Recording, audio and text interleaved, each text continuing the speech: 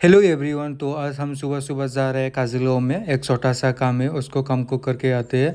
उसके बाद हम लोग पहुंच गया है और जो काम करने आया है वो काम तो नहीं हुआ। उसके बाद हम लोग निकल गया एक स्टोर में। वहाँ पे हम लोग कुछ खरीदेगा नहीं, बस एसी खाने के लिए आ गया क्योंकि बाहर बहुत गर्मी है, इसलिए हम लोग यहाँ पे एसी खाने के लिए आ गया। उसके बाद मेरा दोस्त ने बोला कि आ जाओ मछली पकड़ते हैं, इसलिए मैं भी चला गया क्योंकि बहुत ही गर्मी था, कुछ करने का मन ही नहीं था।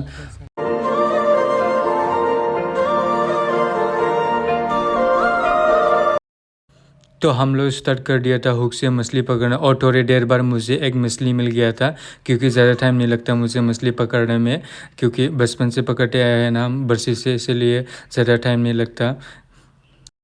उसके बाद दूसरी जगह पे ट्राई किया मैं। उसके बाद ट्राई करने के बाद मुझे एक और मछली मिल गया था क्योंकि बहुत ही छोटा था, फिर भी हमारा हो जाएगा इसमें।